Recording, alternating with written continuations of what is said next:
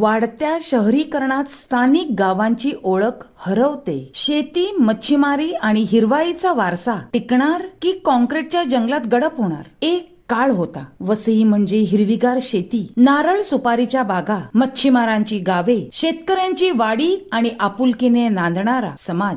गावात कोणाचे सुख असो किंवा दुःख, संपूर्ण गाव एकत्र उभे राहायचे. पण काळ बदलला. मुंबईचा वाढता खर्च, रोजगाराच्या संधी आणि शहराच्या विस्तारामुळे वसई विरारकडे मोठ्या प्रमाणावर लोकवस्ती आली. विविध भागांतून आलेल्या नागरिकांनीही या शहराच्या विकासात आपले योगदान दिले. मात्र या वाढत्या शहरीकरणासोबत स्थानिक गावांची, शेतीची आणि पारंपरिक जीवन पद्धतीची ओळख मात्र कुठेतरी मागे पडते का? आज प्रश्न केवळ कोण कुठून आले याचा नाही. प्रश्न आहे तो नियोजनाचा. प्रश्न आहे तो स्थानिक वारसा वाचवण्याचा. आणि प्रश्न आहे तो वसई विरारच्या भविष्यातील पर्यावरणाचा. भंडारी, कुणबी, कोळी, कुपारी, वाडवळ, सामवेदी, पानमाळी, आदिवासी तसेच लोहार, सुतार आणि विविध पारंपरिक व्यवसाय करणाऱ्या समाजांनी वसईच्या मातीत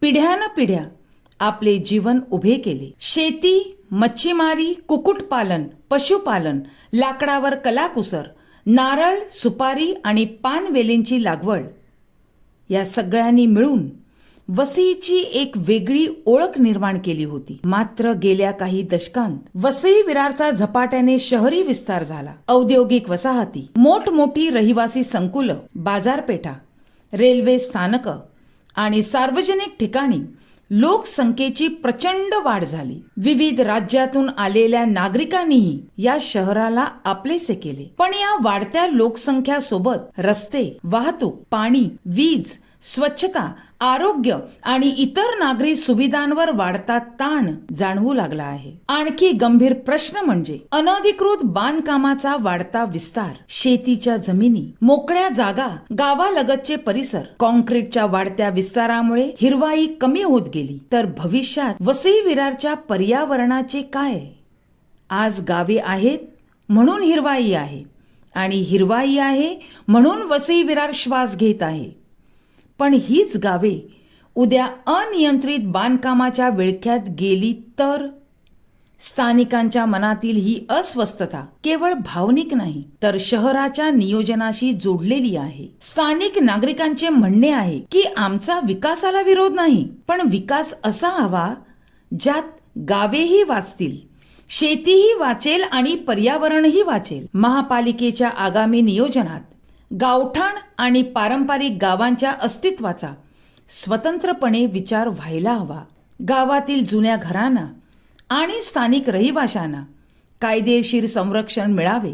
शेतीची जमीन अनियंत्रित बांधकामांपासून वाचवावी आणि पर्यावरणदृष्ट्या महत्त्वाचे परिसर हरित क्षेत्र म्हणून संरक्षित करण्याचा गंभीर विचार व्हावा, अशी मागणी स्थानिकांकडून होत आहे. कल्पना करा, ज्या मातीत आपल्या पूर्वजांनी शेती केली, ज्या विहिरीचे पाणी पिढ्यानपिढ्या आपण प्यायलो, ज्या वाडीत आपली नारळाची झाडं डोलली, ज्या गावात सण समारंभ एकत्र साजरे झाले, तीच गावे उद्या केवळ इमारतींच्या गर्दीत शोधावी लागली तर?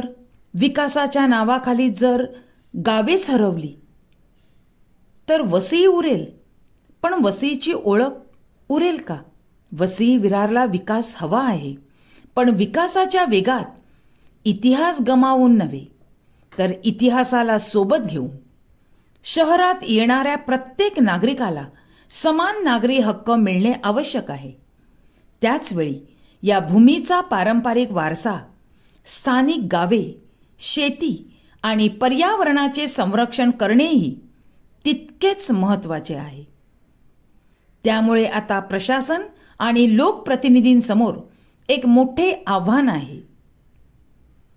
अनियंत्रित बांधकामांना आळा घालणार का?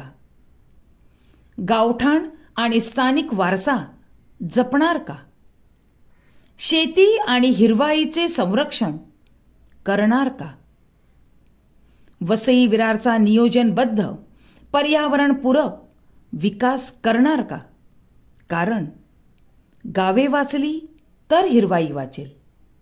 हिरवाई वाचली तर पर्यावरण वाचेल आणि पर्यावरण वाचले तरच वसई विरारचे भविष्य वाचेल. ही केवळ स्थानिकांची मागणी नाही, तर ही येणाऱ्या पिढ्यांसाठीची हाक आहे.